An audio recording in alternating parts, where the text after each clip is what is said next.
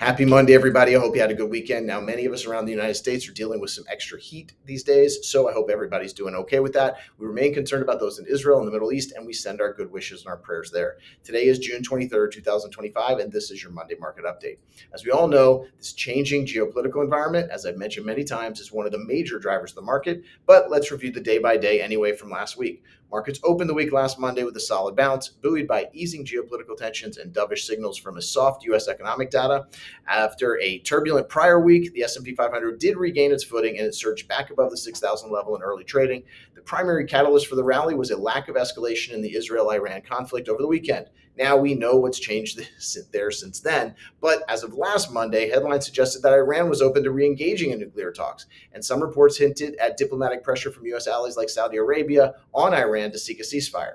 Though Iran denied those claims, the initial headlines were enough to trigger a risk-on rally. Economic data also added to the optimism. The Empire State Manufacturing Survey fell sharply, signaling ongoing weakness in factory activity, but the internal components showed some hope, especially the Future Expectations Index, which turned positive for the first time since March. Markets interpreted the weak data as fuel for future rate cuts, especially if growth concerns began to outweigh inflation concerns. Still, the rally faded into the afternoon as fresh reports of hostilities between Israel and Iran eased some of the market's optimism. But even with the pullback from session highs, stocks finished the day with healthy gains. The Dow was up 0.75%, S&P up 1%, and the Nasdaq up 1.5%.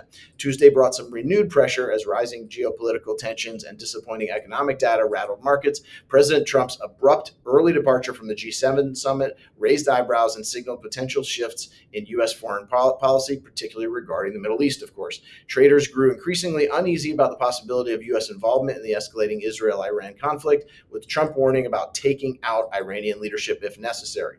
Eco data didn't help matters. May retail sales came in significantly below expectations, with headline sales down 0.9% and core sales dropping 0.3%. These results suggested weaker than expected consumer spending, especially in autos, and it added to the concern that the post-tariff spending spike in March may now be creating a hangover effect.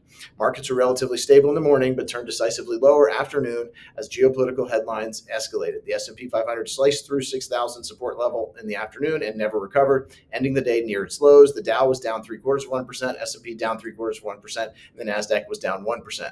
Markets held steady on Wednesday in a mostly sideways session dominated by the Fed and more Middle East uncertainty.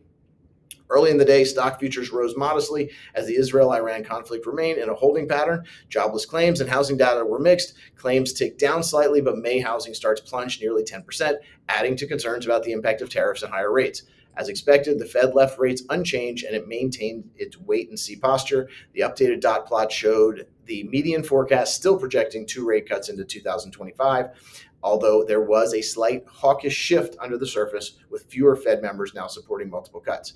Markets initially dropped following the Fed announcement and Powell's press conference, but stabilized quickly with no surprises from the Fed and no fresh developments from the Middle East. Stocks mostly moved sideways into the close. The Dow and the S&P were both flat, and the Nasdaq was down 0.25%.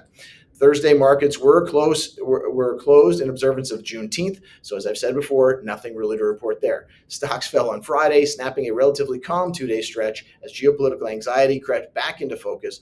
Overnight, headlines reported that President Trump was leaning towards disabling Iran's nuclear program, renewing fears of U.S. military strike, and dragging risk sentiment lower across the board. Stocks opened higher, options expiration day again, but put into the mix that news from Iran started that they were open to continuing nuclear talks, and Fed head Waller saying that a July rate cut was actually on the table, something that very few think is actually on the table. Recall that I tell you a lot that in my opinion, these Fed heads are coordinated to test the waters with statements just to see how the markets are going to react. So the geopolitical risk overshadowed otherwise neutral economic signals. The market continued to process Wednesday's Fed decision, which left the outlook largely unchanged, but did show a modest hawkish shift in expectations.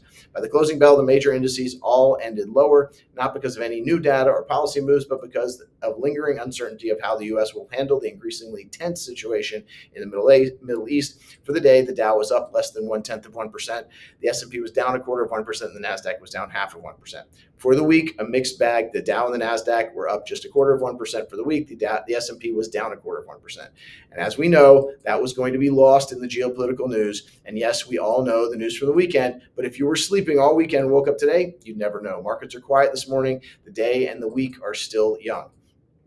Let's look ahead. This week brings a quieter calendar, but investors will remain on high alert for geopolitical headlines, especially for the Middle East. While the Fed reaffirmed its wait and see stance last week, market expectations for 2 rate cuts in 2025 do remain intact for now.